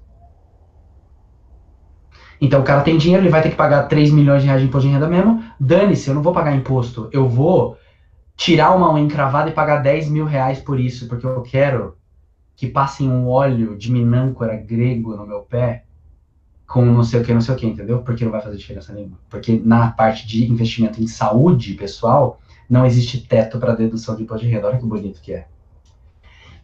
Dentre outras coisas, a gente nem está falando sobre isso aqui, mas o sistema tributário brasileiro é um dos sistemas mais desequilibrados e injustos do mundo. Porque quanto mais pobre você é, mais imposto você paga. Proporcionalmente à sua renda. Confie em mim. Se um dia você quiser entender isso numericamente, eu provo para vocês matematicamente. E aí, agora vocês entenderam o que seria o caso das pessoas. Basicamente, você tem que pegar o faturamento da pessoa, que nada mais é do que a renda, tirar essas coisas que são, tipo, dedutíveis. Então, basicamente, a educação até um certo limite e saúde ilimitado, ver quanto sobra, e de quanto sobra, você aplica aquela tabela de alíquota progressiva que eu mostrei lá. Entenderam isso? Só que, no caso da pessoa física, também tem a alternativa de escolher um regime de lucro presumido. Então, se você é uma pessoa que não tem muito como comprovar os seus gastos, eu paguei escola, mas perdi a nota fiscal, blá, blá, blá, ou paguei escola, mas sei lá, enfim, o que o governo te dá como opção? Ele presume, tá? Que você conseguiria deduzir 20% da sua receita anual, do seu faturamento da pessoa física, da sua renda. E aí, sobre 80% daquilo, ele aplica a alíquota de imposto de renda. Então, dependendo da pessoa, sai mais barato pagar imposto de renda usando o regime do lucro real da pessoa física, e dependendo do que a pessoa tem para jogar de dedução ou não, compensaria usar o lucro presumido. Só que no caso da pessoa física, isso chama desconto simplificado, ou, como é que é o outro nome lá, quem já fez imposto de renda? Desconto simplificado ou declaração completa, certo? A declaração completa quer dizer, você vai ter que falar as coisas que você gastou, vai ter que provar isso. E a simplificada eu não quero falar, eu não quero provar. Eu quero, aqui tá minha renda, tira 20% e me tributa no resto, porque para mim é melhor. Isso é uma opção. Você escolhe na hora de declarar o imposto de renda, você escolhe um ou outro. Obviamente, você sempre escolhe o que é mais barato para você, a depender do seu caso. Tudo bem até aqui? Tô falando de recebimento de aluguel? Não. 40 minutos sem falar sobre recebimento de aluguel. E aí, Daniel, por que, caralho? Você convidou a gente para falar de uma reunião de recebimento de aluguel e né? Por quê? Porque eu sou louco. Porque eu vou deixar essa parte nos últimos 5 minutos e ninguém vai entender nada. Mas é que já eu vou falar alguns detalhes, tem dúvida, e aí eu vou abrir em cima de dúvidas. Mas aí, falando sobre o recebimento de aluguel. Gente, quanto que a pessoa vai pagar de imposto de renda? No ano. Só dá para saber, se você souber a renda total do ano, se você souber o quanto ela já pagou ao longo do ano e se você souber o quanto que ela tem de despesas médicas de educação que são dedutíveis. Aí você tem que jogar tudo isso num software e ver quanto você vai pagar e ver se é melhor ir na declaração completa ou na simplificada, beleza? Aluguel é uma coisa que se mistura em termos de renda com pensão, salário, ganho de renda em aplicação financeira, etc, etc.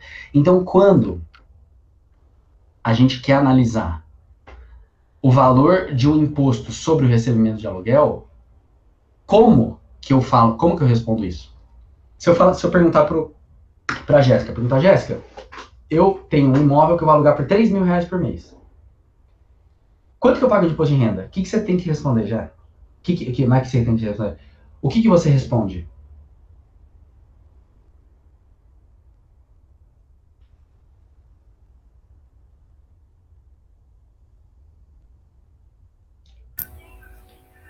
Dan, nesse caso, eu acho que teria que fazer o simulado lá da receita, né?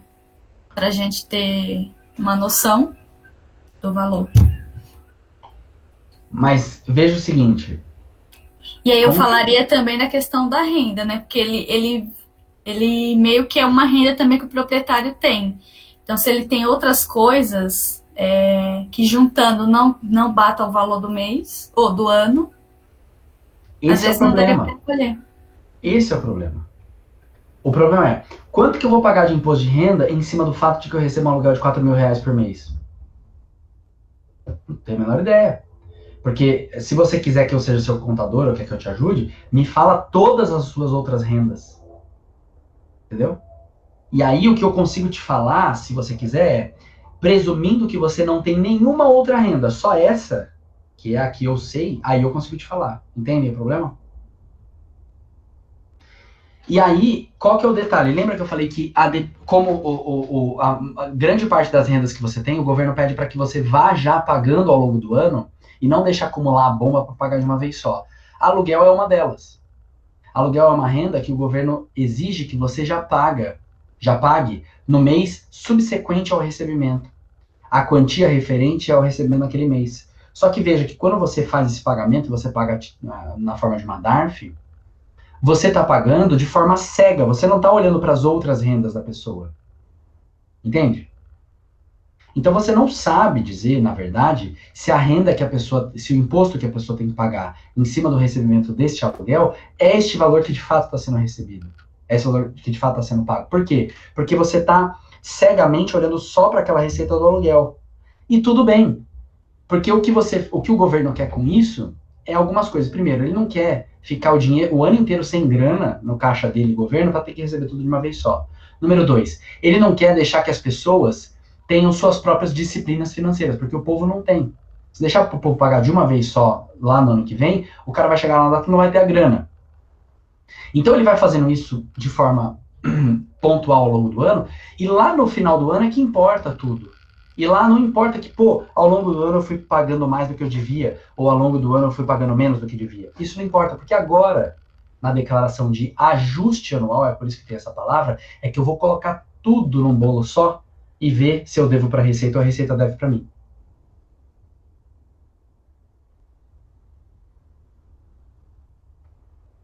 Chovendo dúvidas. Chuva de dúvidas. Beleza, é isso? Então, cuidadíssimo. Se o cara fala assim, eu vou alugar um imóvel por R$2.000. Esse cara tá isento de imposto de renda? Lembrem lá da tabela progressiva. Qual que é a faixa? A faixa inicial lá. A primeira faixa, isenção, até R$23.000, 22.847. Até R$23.000 de faturamento no ano, ele não paga imposto de renda. Então, se ele tem um aluguel, 2.000 foi um mau exemplo. Se ele tem um aluguel de R$1.500 que ele recebe, quanto que ele paga de imposto de renda? Quanto que ele recebe no ano? 1.500 dividido por 12. R$18.000. A primeira faixa da tabela progressiva de imposto de renda vai até 23.000, ou seja, até 23.000 de faturamento no ano. Falo faturamento, mas não é faturamento, é renda. De renda no ano, o cara está isento. Esse cara está isento de imposto de renda, então? Depende, né? Depende se ele tiver outras rendas. Exatamente, depende. Se for só essa, se ele tiver só essa renda. Exatamente. Vocês entendem como tem que tomar muito cuidado? E aí tem um monte de imobiliária, contador, corretor que fala bosta, entendeu? O cara joga lá e fala, não, você está isento. A tabela, não sei. Essa renda é um dos componentes que somados podem fazer com que você não caia na faixa de isenção. Então, que pergunta a gente pode fazer para o cara que resposta a gente pode dar para o cara? Olha, Presumindo que você não tem outra renda, sim, o senhor estará isento. Entende isso? Agora, se o cara tem um aluguelzinho de R$ 1.500 e também é aposentado e ganha salário mínimo, o salário mínimo da aposentadoria é, sei lá, R$ 1.100. Então ele tem uma renda média mensal de 1.500 mais 1.100, porque é o aluguel de 1.500 mais a aposentadoria de 1.100.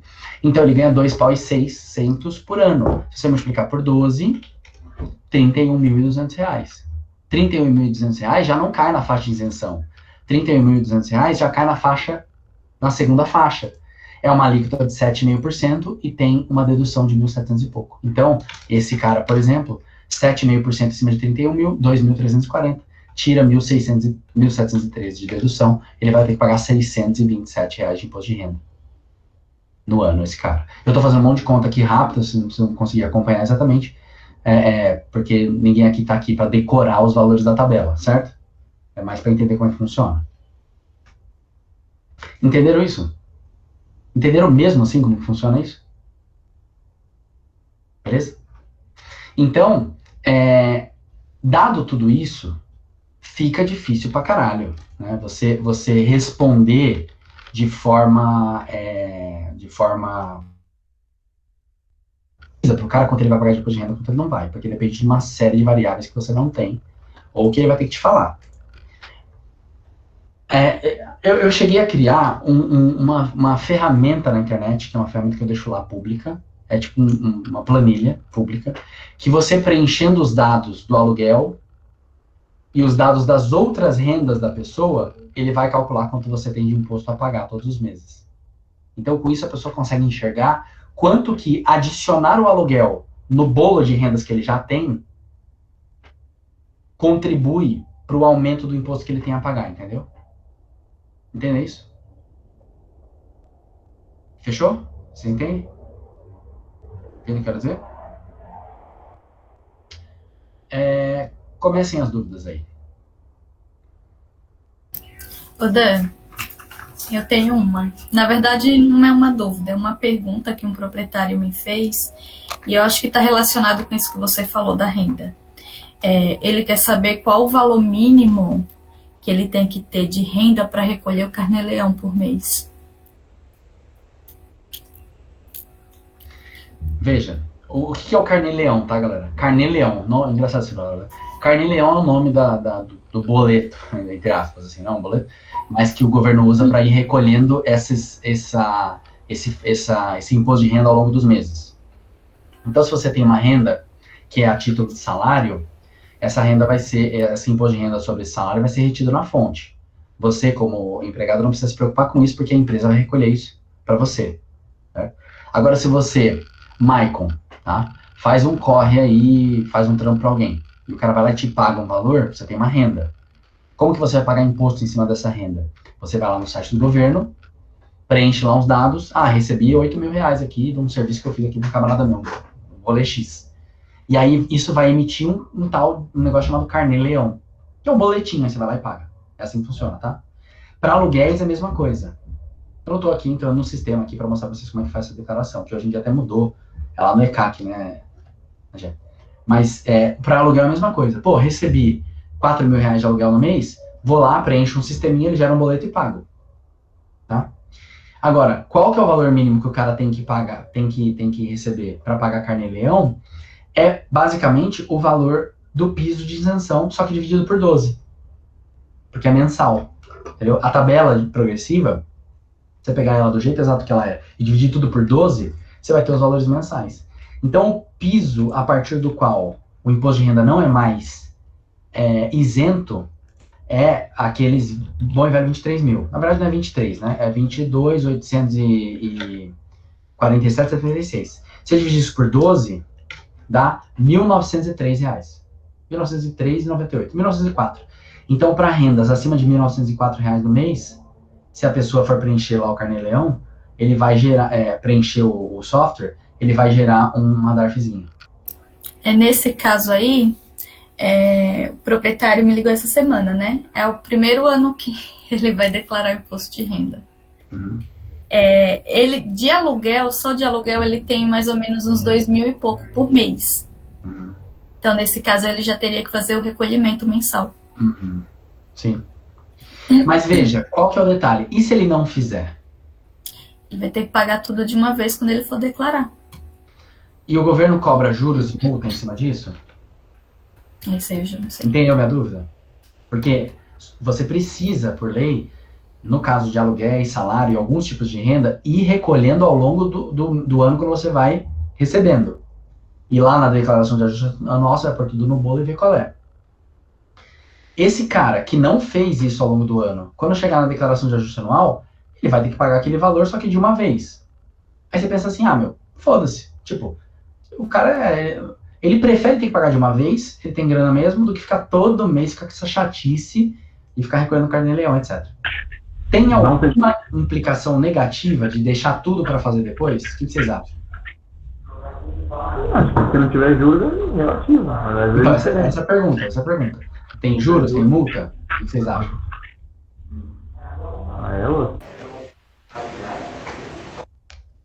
Eu lhe digo o seguinte, o governo poderia cobrar, sim. Claro que poderia. Ele cobra? Não. Por que ele não cobra? Porque pensa em como funciona na prática. Você chega na declaração de ajuste anual e coloca as rendas que você tem. E aí na hora tem uma tela lá que é a hora de declarar rendas mensais ou aluguéis. Você fala, janeiro, recebi tanto. Fevereiro, recebi tanto. Março, recebi tanto, etc, etc. O software da declaração de ajuste anual soma todas essas porra aí e vê quanto você deve e emite uma DARF só, entendeu? Então por que você acaba não se prejudicando do ponto de vista de juros e multa? Simplesmente por um motivo, porque o governo não quer ter o trabalho de mexer com isso. Porque se ele quisesse, ele poderia. Só que vocês imaginam fazer isso com 150 milhões de pessoas. Mas esse faturamento que você teve no mês de abril, você está recolhendo na hora errada. Então, você tem que fazer um cálculo aqui de 1% ao mês, mais Selic, não sei o que. Cara, o governo fala assim, vai tomar no cu, entendeu? Ou seja, é por falta de ferramenta, de tecnologia, falta de energia, falta de gás, falta de braço, que no final das contas hoje, e eu estou falando isso hoje porque daqui 10 anos pode ser que isso mude, né? Não tem nenhum prejuízo financeiro de você deixar tudo acumular e pagar tudo de uma vez só numa declaração de ajuste anual. Dan, outra pergunta. Na hora que a pessoa física vai fazer a declaração, igual a gente disponibiliza os informes de rendimento, né? A pessoa física, ela tem que declarar mês a mês o valor que ela recebeu, ou ela pode somar o anual e declarar um montante só? Posso abrir o software e fazer aqui para vocês verem como é? Quem nunca viu? Ó, eu vou fingir que eu vou declarar um imposto de renda, tá? Tá aqui, ó.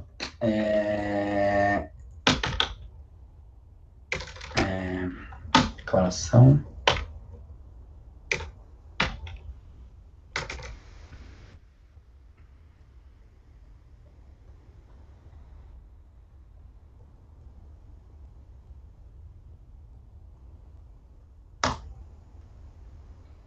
Eu abri o software aqui. Só pra vocês verem como é que é o softwarezinho.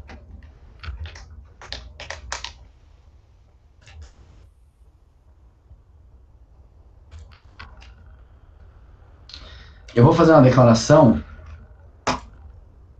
nova de ajuste anual, iniciar em branco da Jéssica. Jéssica, fala seu CPF para nós ver. 015 015 837 744 74432. 74432. Jéssica Santos, né? Ok. Aqui, tô criando aqui. Ok. Beleza?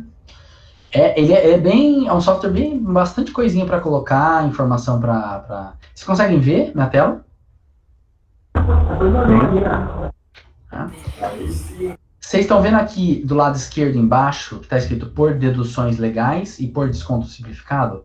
Isso aqui é o que eu falei, naquele sentido de pegar o valor total de renda da pessoa, tirar 20% e presumir que isso é uma despesa dedutível, ou é o desconto simplificado, ou por deduções legais é você ficar declarando todos os gastos que você teve, realmente com educação, com saúde, e ver se isso dá mais baixo. Então, ó, eu venho aqui, ó, ficha de declaração, aqui é só para declarar, aqui é a maioria das coisas, ganho de capital, renda variável, resumo e tal.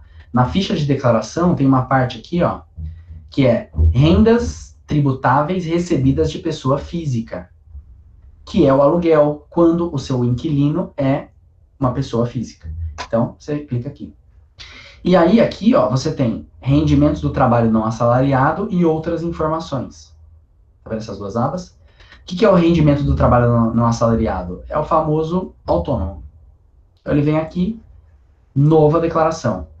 Quem que pagou? O Danilo pagou a Jéssica.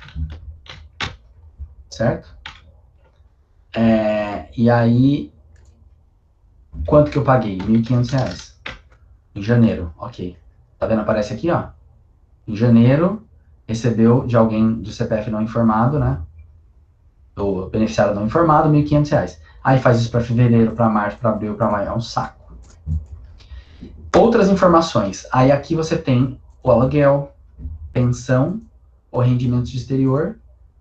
E você tem também as coisas que podem ser dedutíveis. Previdência oficial, que você paga. A quantidade de dependentes, você tem um filho, 2, 3. Pensões alimentícias são dedutíveis e tal. Então você vem aqui, ó, aluguel. Eu recebi R$ 1.350 de aluguel em janeiro.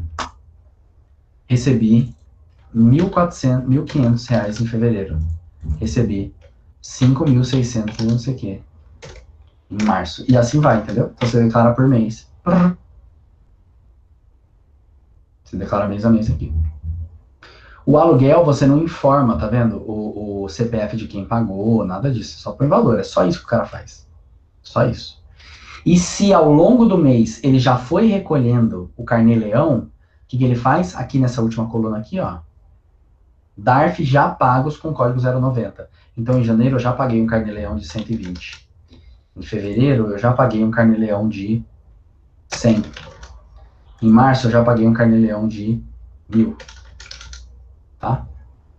E aí eu vou tirar esse trabalho não assalariado para mostrar para vocês uma coisa. Vamos supor que essa é toda a renda do cara do ano, é isso aqui, ó. E vamos supor que aqui ele recebeu um aluguel de 20 mil. Sei lá por quê. E ele pagou um carnê-leão de 3 pau. Então vejam, no ano ele recebeu um aluguel de 28 mil e ele já recolheu antecipadamente um carnê de 4.200. Fechou. Quando ele vai aqui, ó, no resumo da declaração, cálculo do imposto, tá vendo? Qual que é o imposto devido? 4.223. Quanto ele já pagou ao longo do ano? 4.220. Então ele tem a restituir 3.796.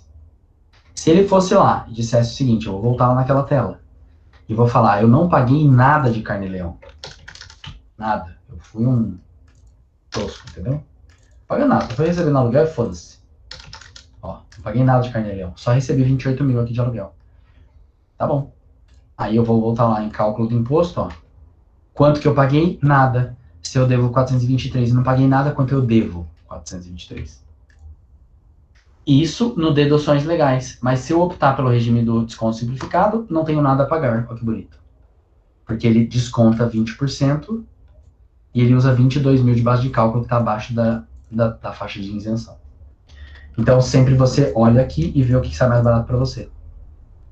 Esse deduções legais, porque eu não declarei que eu paguei nada. Se eu fosse aqui em pagamentos realizados, ó. Cadê pagamentos realizados? Aqui, ó. Pagamento efetuado. Eu vou falar que eu paguei com escola, com saúde. Plano de saúde, ó. Eu vou falar que eu paguei para um CNPJ X, da Unimed, sei lá. Chavante. 446, 35. Eu vou falar que eu paguei 10 mil reais numa cirurgia. Beleza? Olha o que acontece com o meu imposto. 0. Por quê? Eu vou lá em resumo da declaração, ó, cálculo do imposto. Eu tenho, a base de cálculo é 18 mil reais. Porque aqueles 28 eu desconto os 10. Ele descontou integralmente os meus 10 mil reais. Se eu falasse que esses 10 mil não foram com saúde, foram com educação, escola, deixa eu ver. Educação. Deixa eu ver aqui. Instrução. Instrução deve ser isso que eles chamam de educação? Né? Ó, instrução no Brasil. Chavante. E aí eu paguei os mesmos 10 mil reais. Ok? Vejam o que acontece. Vou vir em cálculo do imposto. Olha quanto que é a minha base de cálculo. Não descontou os 10 mil inteiro. Ele descontou dentro de um certo limite. É o que eu falei para vocês. Educação tem limite. Saúde não tem limite. Então, ele só deduziu. Eu tinha declarado uma receita de 28 mil. Aqui, ó, 28 mil. Quanto que ele deduziu? Ele está falando que minha base de cálculo é 24 mil. Ele deduziu 4 mil reais, que é o limite de dedução com educação por mês. Mas, ô mestre, Oi. as deduções, elas, no caso, quando você vai fazer, é só você colocar os valores que você gastou, ou no caso eles têm que estar vinculados também ao seu CPF? Tem que estar vinculado ao seu CPF. Na verdade, é coisa que você gastou, né? Vinculado ao seu CPF e que você consegue provar. Só que veja o seguinte, se você inventar um monte de ladainha ali, você talvez tenha um benefício com isso. Só que qual que é o detalhe? O detalhe é que as empresas que têm como clientes ou faturamento serviços que são dedutíveis de imposto de renda, elas são espiãs do governo. Então, os planos de saúde, assim como a gente tem a DIMOB e deda para a Receita um monte de coisa, os planos de saúde dedam para a Receita um monte de coisa. Então, se você falar que pagou para a Unimed, que o CPF tal, seu, pagou para a Unimed 12 mil reais, e o governo não recebeu essa mesma informação da Unimed, você vai cair na malha fina, entendeu? Porque você pode cair na malha fina. Porque você está tendo um benefício fiscal disso e as informações não estão casando. Aí ele vai te chamar lá e falar, explica. Legal. Show.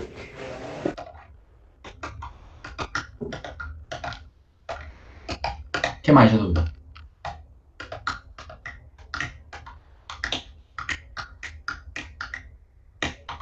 O que mais, Jé? Que te aparece aí com frequência? O que o pessoal mais pergunta? Então eu vou falar um detalhe para vocês. Vocês já ouviram falar de pessoas que colocam os imóveis em nome de empresa, para alugar em nome da empresa? Por que de vez em quando isso é benéfico? De vez em quando. Isso não é uma prática de sonegação fiscal. Isso é uma prática de elisão fiscal. Elisão fiscal é a estratégia legalmente possível, ou seja, não tem crime nenhum, que você pode adotar para pagar menos imposto. Isso é possível. É só uma questão de estratégia. Veja, eu tenho um imóvel. Tá aqui. Conhece esse imóvel aqui? Victoria's Secret. Ah, que chique. Eu tenho esse imóvel. Esse imóvel é meu. E aí esse imóvel me gera uma renda de aluguel de 300 mil reais por ano. Porque 25 mil reais de aluguel por mês. Sei lá quanto dá. 25 mil, 10 mil por mês. 120 mil por ano, tá? Se eu jogar 120 mil reais por ano e isso é uma renda da pessoa física.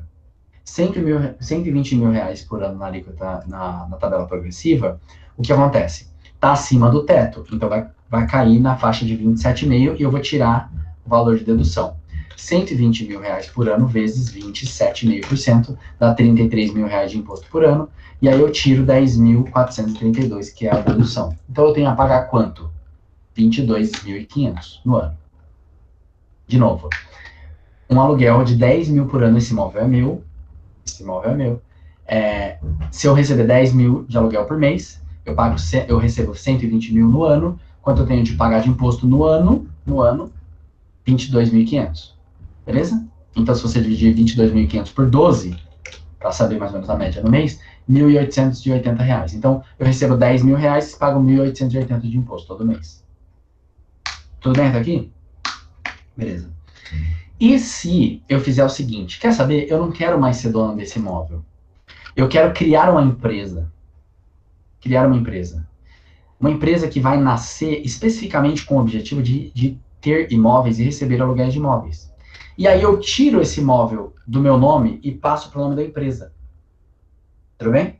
Posso fazer isso. O imóvel é meu, a empresa é minha. Faço isso aqui. E aí, quando eu faço isso aqui, agora, quem que é o locador? Quem que é o proprietário do imóvel para fim de alugar? A empresa. A empresa tem um regime tributário que é completamente diferente dessa que eu estou falando. Ela é muito mais complexa do que isso. Mas para uma empresa que basicamente serve para alugar imóveis, que nasce para isso, ela tem um regime tributário de mais ou menos, eu vou ser simplista aqui, tá? Mas é de mais ou menos 15% em cima do bruto. Mais ou menos. Então, se essa empresa receber 120 mil reais de aluguel por ano, quanto que ela paga de imposto de renda da empresa? 15% em cima do bruto, ou seja, 18 mil reais. Dividir por 12 para ver a média mensal, 1.500 por mês. Ou seja, quem paga menos imposto para receber 10 mil reais de aluguel por mês? Eu, se fosse dono desse imóvel na pessoa física, ou uma suposta empresa que é dona desse imóvel na pessoa jurídica? Quem? Pessoa jurídica. A pessoa jurídica, vocês concordam? Só que, quem que está faturando esse dinheiro? No caso da pessoa jurídica? A pessoa jurídica, não sou eu. Agora eu preciso, contabilmente falando, passar essa grana da pessoa jurídica para a pessoa física. Qual que é o imposto que tem sobre isso? Porque vocês concordam? Eu preciso saber, para fazer a conta, saber se vale a pena ou não. Qual que é o imposto que se paga? O ITBI. Não, ITBI é para bens imóveis, é para transferir bem imóvel de uma pessoa para outra. O que eu estou dizendo é um imposto chamado, seria um imposto chamado, é um imposto sobre a distribuição de lucro. E aí vem de novo a pergunta. Quanto se paga no Brasil de imposto para distribuir lucro da pessoa jurídica e passar esse lucro da pessoa física? Então, o que é um lucro, tá? É você montar o DRE da empresa, ver quanto que ela está dando de lucro e quanto sobrou de lucro você pode mandar para os sócios. Supostamente é assim. Quanto que custa? Quanto que o sócio paga de imposto? Estão entendendo a dúvida? Quanto que o sócio paga de imposto para poder receber uma renda, vocês concordam? Uma renda que veio da pessoa jurídica que teve o lucro que é dele, que é sócio. Imposto de renda? Entende? E aí, quer dizer, você paga o imposto duas vezes. Porque você paga o imposto para a empresa faturar e depois você paga para o sócio receber o lucro. Vocês concordam? E aí, caralho, era melhor receber direto na pessoa física. Só que eu vou contar um segredo para vocês. No Brasil, é muito bom ser rico. Coisa que eu não sou. Ainda, mas diga amém. Um dia a gente chega lá. Por quê? Porque não existe imposto em cima de distribuição de lucro empresarial. Zero. Exatamente ovo. Então, você, na pessoa física, não paga 1 centavo de imposto para receber lucro das empresas que você é sócio. Tem um certo sentido nisso teórico, que é a empresa, para ter esse lucro, já pagou os impostos, entendeu? E é por isso, conceitualmente dizendo. Mas o fato é, então, quando você vai comparar o joio com o trigo, você compara basicamente a alíquota efetiva de imposto de renda em cima da pessoa física versus quanto a empresa paga para ter um lucro líquido em cima daquilo. E geralmente essas empresas são lucro presumido. Por isso que eu tô falando que é 15% em cima do bruto. Porque a empresa não vai faturar acima de 78 milhões de anos, a não ser que ela receba aluguel pra caralho, né? Mas, tem que ter muito aluguel. Mas então, geralmente, quando você coloca isso na ponta do lápis, você chega na conclusão que para receber valores de aluguéis acima de um X aí, vale a pena você ter uma pessoa jurídica, passar o imóvel para a pessoa jurídica e receber lá, e distribuir lucro, isso é mais barato. Só que tem que tomar um cuidado, porque passar o imóvel da pessoa física para a pessoa jurídica custa.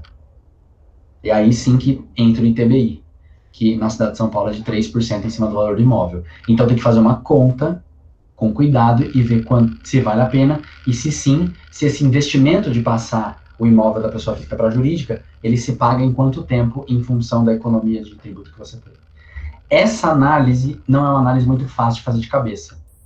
E é por isso que a gente criou uma ferramenta online para vocês poderem fazer essa conta, entendeu?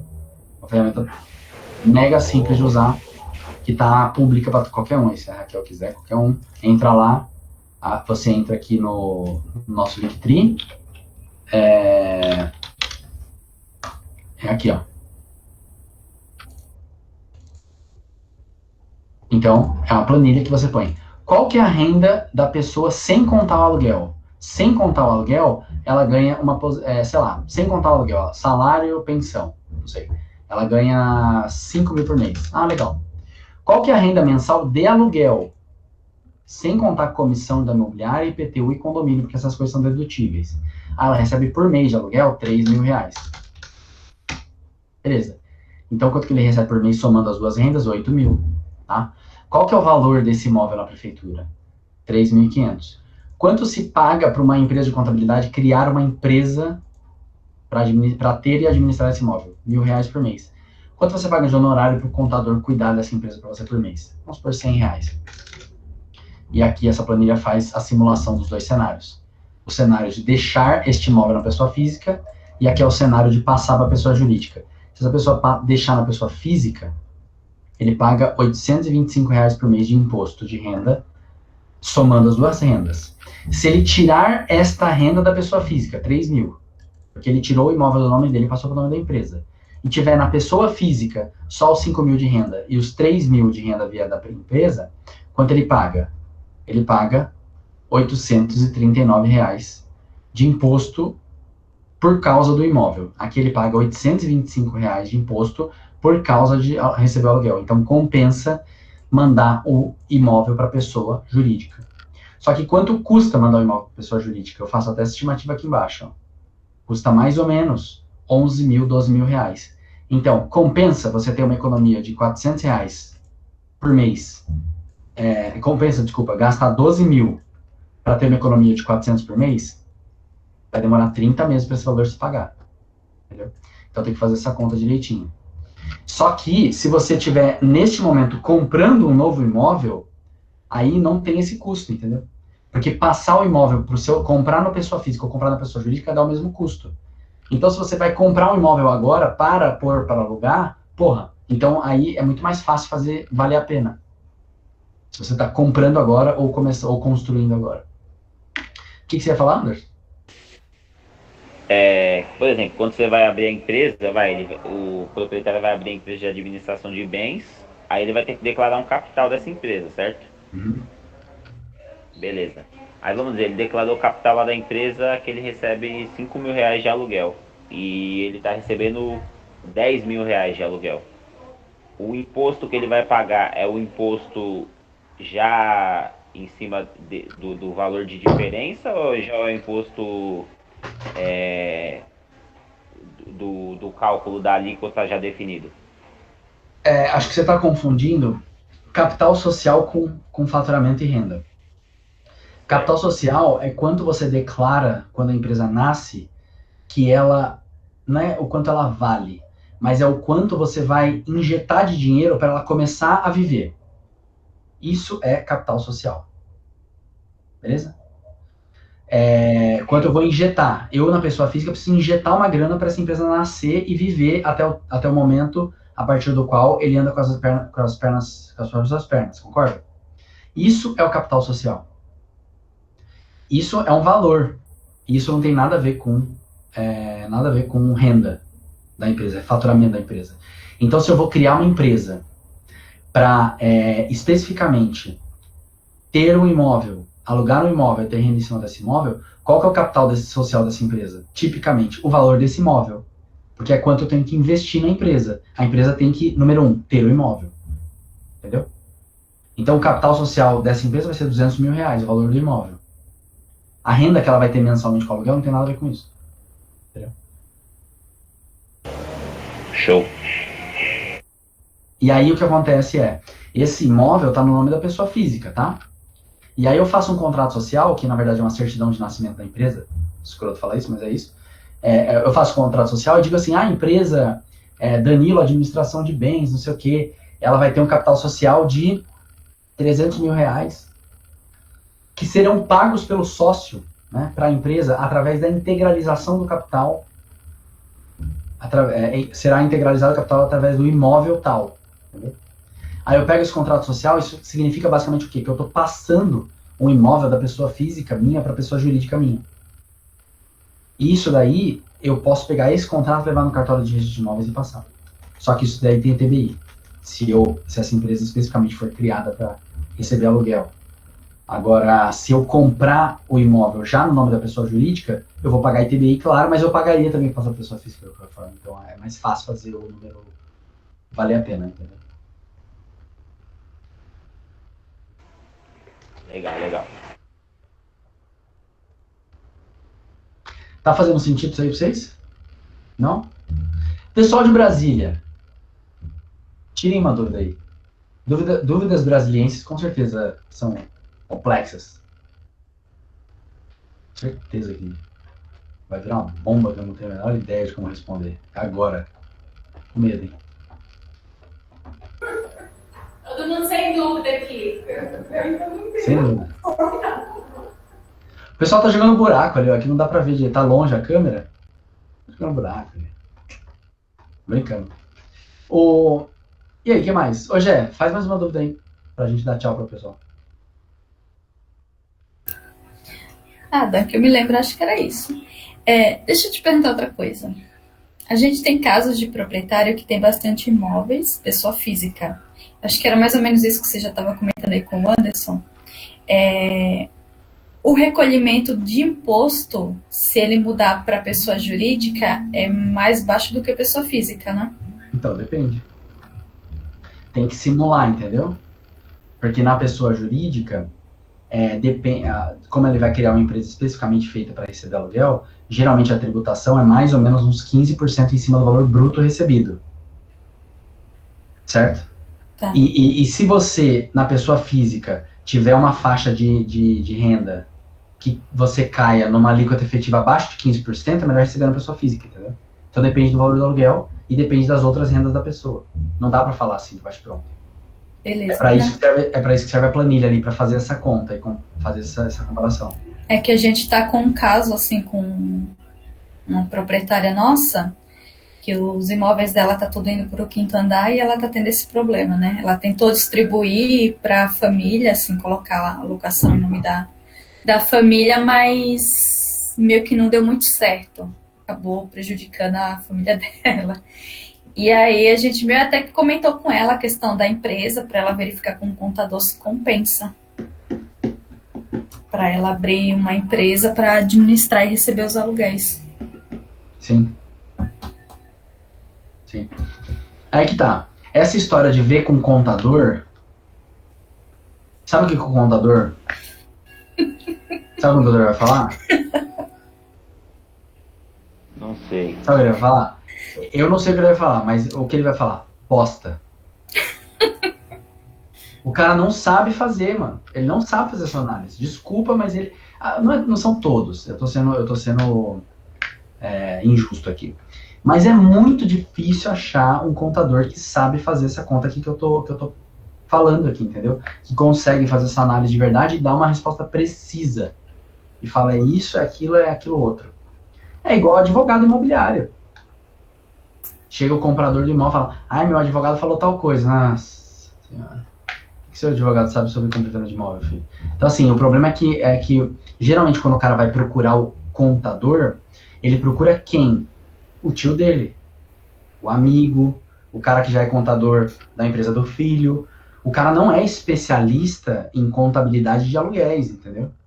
E precisa ser especialista, senão você não entende, porque é muito complexo. É igual advogado. O cara precisa de um advogado para revisar o contrato de locação, ou revisar o contrato de compra e venda, ele vai atrás de quem? Tem um primo que é advogado. Advogado especializado em quê? Entendeu? Então, o cara não é especializado em compra e venda imobiliária, ele não entende disso exatamente. Não é que ele não sabe nada, ele é formado. Mas é que exige-se um grau de especialização para você conseguir debater de igual para igual e tomar a decisão correta, entendeu? Não orientar mal o seu cliente. Só que, no fundo, esses são todos profissionais que você busca aquele em quem você confia, não porque você confia tecnicamente, você confia por causa de relação de laço de amizade familiar. É isso que acontece com contador e advogado. É diferente de médico, por exemplo. Médico, se você for um fodão, tiver dinheiro, aí você tem um problema ginecológico. Você vai no médico da sua amiga ou você vai no melhor médico disponível dentro do dinheiro que você pode pagar? Entendeu? Você vai no melhor médico. É muito menos essa questão não, mas edição já é... Entendeu? Então, esse é o problema, tem que tomar cuidado. E quem que consegue dar essa resposta pro cara? A gente. Então, eu acho que a gente nunca tem que dar essa resposta pros caras, tipo, veja com o seu contador, veja com o seu advogado. De jeito negativo. Seu contador sou eu, porque eu sei fazer, o seu contador não sabe, irmão. Eu vou falar pra você se eu tomar a sua decisão depois, claro. Mas você quer que eu faça análise pra você? Eu faço. Eu só preciso saber isso, aquilo. Eu vou fazer a conta pra você e vou te apresentar. Aí o nosso agente imobiliário tem que saber fazer isso. Ou a Jéssica, né? E claro que no caso prático, talvez se você se sentir inseguro, você vai me perguntar, ver se é isso mesmo, e a gente vai falar pra ele. É pra isso que a RE/MAX serve. Beleza. É um caso pra gente ver esse. O Anderson tá falando, é o caso da Princesa Imóveis lá, Anderson? Esse meu é outro. Eu acho que é. Não. Esse é do Abdala. Porque eles perdem dinheiro também, hein? Meu Deus. É fato. Sim. E aí a proprietária tá mais desesperada porque ela tem outras rendas e aí ela vai ter que recolher muito imposto, né? É isso. Na vida, para finalizar, 2 minutos para terminar, na vida só se tem 2 certezas, sempre. Quais são as 2 únicas certezas que todo mundo tem na vida? Morte. A outra não sabia, não. Isso é uma frase de Roma antiga. Veja, olha só. Isso é uma frase, uma brincadeira, né? De Roma antiga. Só existem 2 certezas na vida. A morte e os impostos. Isso é uma frase de Roma antiga. Então, cara, é isso aí. Não tem o que fazer. Tem que tomar a decisão de como fica mais barato, mas fugir deles... Porque se fosse a discricionariedade da decisão da pessoa, não chamaria imposto. Certo? Porque ele é imposto. Ele chamaria sugestivo. Vamos pagar o sugestivo de hoje? Eu tô te sugerindo pagar, irmão. Não, é imposto a você. Certo? Beleza? Fechou? Eu tô devendo para vocês. Eu vou mandar o perguntão do imposto de renda sobre aluguéis, para vocês terem uma noção. E vou mandar também o link dessa planilha. O perguntão é o negócio da Receita Federal, né? E vou mandar também essa planilha de simulação. Se vocês tiverem um tempo lá, quiserem brincar para entender um pouco melhor todo esse mecanismo em forma de números, tá lá. E é isso, só isso que eu vou mandar para vocês, mais nada. Eu vou mandar um bom final de semana. Tá bom?